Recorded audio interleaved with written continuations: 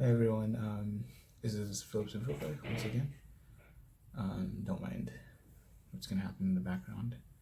Uh, what is it? Okay, so yeah, I am coming on just to have a discussion with you guys.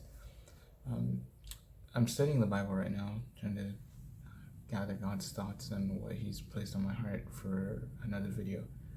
But I was thinking about, so the video is about the end times, and I was thinking about like what we have now, the peace that we have now as Christians. We are not.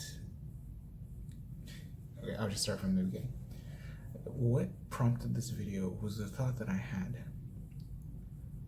In 2016 was a presidential election that was going to decide the future of America from that point onward. Socially, I feel like it was more of a social, what is it? It was more of a social telling than it was like a political telling or like an economic telling. Um, it, it was going to be like, how was America going to conduct itself socially with the rest of the world? And it was one of those thoughts that I was like, okay, 2016, what was the social climate that was being presented to us, correct? So from the Republican side, typically we're more traditionalists. I say we because I do classify myself as a Republican, but hear me out. We classify ourselves more as traditionalists. We want to keep the fences of society as they are in terms of marriage and family and work. We're trying to innovate within those bounds and not remove the foundations as we are striving for better qualities of life or better achievements in life.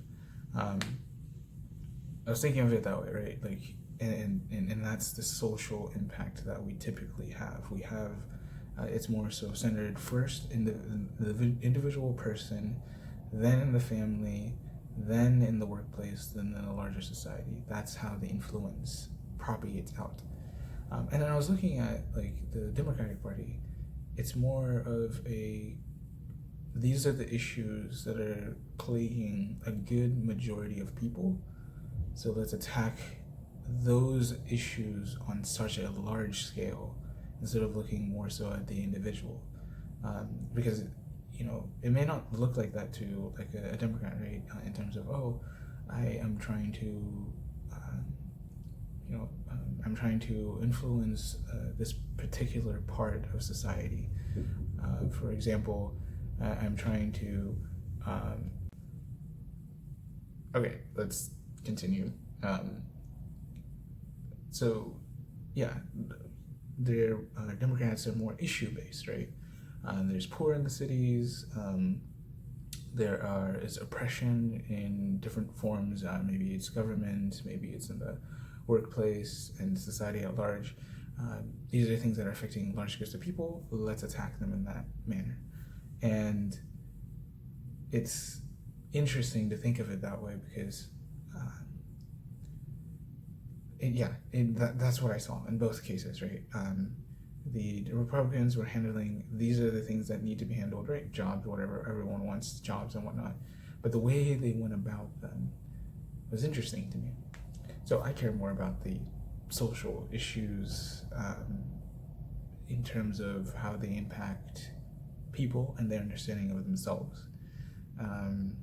Even though that it may not seem that way, right? As a Republican, I actually do care about the social issues, but I care about how you tackle them.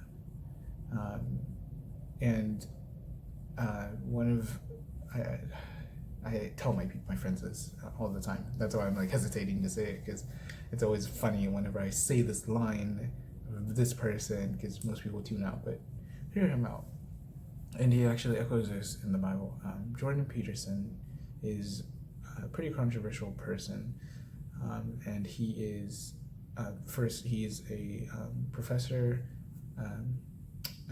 in Toronto in Canada. He does clinical psychology. So he used to do clinical psychology, and then he also taught about psychology and whatnot.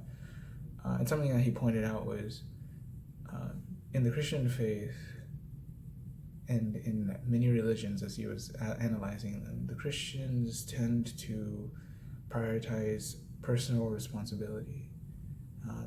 You as an individual are responsible for the things that you do and the people that you engage with, and the consequences of your actions. You're responsible to manage those as best you can in such an unmanageable reality, right? You can only do so much. And so he was pointing that out. As Christians, that's what Christians do. He's not a Christian by any means, but when he was analyzing Jesus and why he came into this world, or what he represented for both Christians and non-Christians, he represented the ideal. And the ideal of a person that takes on voluntarily the suffering that is presented in this world and overcomes it, right? Jesus came into this world. He knew that this world was evil, and he came to overcome that by dying on the cross and rising up from the dead physically, to show that he's conquered what most of us consider ultimate suffering, which is death. And so he was pointing that out, like, you personally, you can take that and say, personally, you need to deal with your own stuff in your own individual personhood, then with your family, then in your workplace, get all of that in order, then you can influence society at large. And then obviously, he that's what he pointed, like the Democratic Party does it more group tribalism and whatnot. And so whenever I was thinking about it, I was like, why was I so afraid? Well, it was a fear thing, to be honest, because I'm not, persecution to me is, I know Christ, promised it, but I know that I've become comfortable with not, enduring persecution, say, as other Christians across the world who have to deal with the fear of death constantly. I don't have to face that fear of death in my situation, but it was interesting that that's what I was seeing, the ostracizing of Christians that was going to come because they were not going to conform to the group thinking and group mentality that the Democratic Party was propagating. Like, we are going to solve all of these issues by elevating, specific groups. Maybe it's the poor, maybe it's the sexually different, whatever. And we're going to ostracize those who are in power that are causing this hierarchical conflict, that are causing this tension to exist in the first place. And so it was one of those things where I was like, yeah, this is a reality that I can potentially see happening. And I don't want that, right?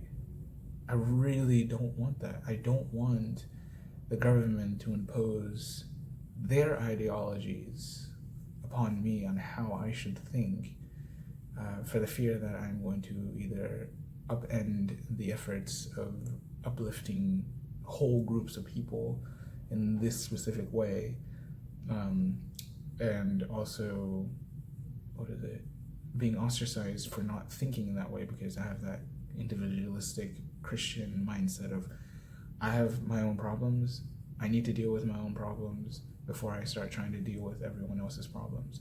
I don't have to be perfect at it, but I have to have a handle on it and not think that because there's a theory or large problem, say like solving the poverty issue, that exempts me from solving my own lack of financial responsibility, right? For example, I have debt from school, like many of us do. I knew in my mind, this is debt, I need to pay this. At some point, this is not my money. I'm grateful that this is an opportunity for me to pursue my dreams with someone else's. They're willing to give me their, say, quote unquote, they're willing to give me their money to achieve, whatever dreams that I have, and I know that I'm fiscally responsible to pay it back, right? And so, if I'm not responsible in that way, This is just one example. If I'm not responsible in that one way, taking on the burden that I've put on myself and actually carrying it through and paying the debts, then I know that the logical outcome of me thinking I can't do this, I need to figure out and blame somebody else for this issue so that they can solve it for me, is not a reality that I want, because it's going to propagate not only in my finances, but it's going to propagate in any other social area. For example, if there's racism going on in this, in society at large, but I myself am being racist against other people of different ethnicities and skin color. If I myself am being racist, even though I'm considered the victim in this case, right? It just defeats itself. And I think that's what I feared. I was like, I don't want that. I don't want this person's issues to be elevated and fixed in this specific group way, because I know that the problem lies internally. It lies with each person and each individual. Let them solve their issues, and then they can think of solving the issues at large. They can say, hey, for example, how did you get out of debt? Oh, I went on this budget. I definitely stuck to it. I stopped. I saw what I was doing that was causing me to fall deeper into this hole. I was buying superfluous things. I was going out to eat more times than I should have. I was not eating out. I was not being responsible. But I put my act together, put a budget together. I stuck to that budget. I paid off my debts, and I bought a house, which is just fine because that's going to take you a long time anyway. I bought a house instead of renting it because I wanted to put in investments now for the future, and bam, now I'm out of debt at 30, 35, 40, right? If we teach people that, take personal responsibility, you win. In 2016, that's what I saw. I was like, people are not taking personal responsibility with taking care of their selves financially, their selves mentally, their mental health, not allowing people to feel that what they feel is okay and should just be tolerated. If it can be fixed, let it be fixed. If it can be fixed, not necessarily by medicines, but by just talking it out, by therapies and stuff like that, let it be. Because ultimately, when we look down the road and say, in 10 years, do I still want to be struggling with this issue, or do I still think that this issue has no cure? So I'm just gonna let it go and think it's just gonna go away because the society around me is gonna change for me, instead of, okay, I'm going to overcome this personally. I'm gonna figure out what the truth about this issue is in particular and overcome. And so right now I'm reflecting on the peace that we as Christians are beginning to see more and more of when it comes to our religious freedoms, right? We can worship however we desire. We can say no to things that we deem morally controversial, and those things that we deem, that God deems right, and we want to follow freely in society, and not have to hide behind privatization and whatnot. I see it, and I'm so grateful for it, because I knew in 2016, if things had gone the different way that they were posed to us, we knew. Identity politics is ultimately what I'm trying to get to. Identity politics was going to be the death of us all. Because at that point, and Jordan Peterson pointed this out, everyone is victimized in some way, shape, or form, and because of whatever limitation that society has deemed as a limitation upon them, right? Maybe it's just skin color, because you weren't born a certain skin color, socioeconomic status, whatever it may be. We're tempted to sink into those and say, okay, well, what does a group say? How is the larger society saying that I can fix this? Oh, let's just add this government, or let's let's shut down this other group that we may consider the um, perpetrators of this victimization. And it's like, no. What we saw is we need to empower people individually to fix their own problems and grow from that, so that we can raise healthy-minded people that will come in and say, this is how I overcame these issues. And you, as an individual, I'm going to talk to you personally as a person, not as a group, you can do it too. Hopefully that makes sense. It was going to be more, I could see it initially when I was saying it. I was like, it's going to be a little bit more political, but no, it's just more, it's more individualistic. Right? I'm talking to you as a person that's listening to this. How can you and I talk about your individual problems and solving them individually versus let's get all the people who are struggling with the same thing, and instead of truly healing each individual person, we're going to just throw an entire blanket statement over them, right? And it's like, nah. Let's fix ourselves individually and then grow from there. And finally, ultimately, Jesus is the only one that can actually fix you. You just have to humble yourself and say, God, I suck at money. God, I don't know what my sexual identity really is. I feel this way, but I don't look this way. What are you saying? Who do you say that I am? And God, like, I don't know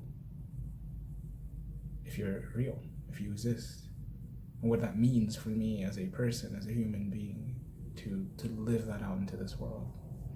Do you care about me? Do you love me? I didn't have a father that loved me. I didn't have a mother that loved me. I didn't have a family that loved me. What say you? Hopefully this makes a lot of sense. If it doesn't, let's talk about it, because I think it was just spur of the moment and just my thoughts. Take care.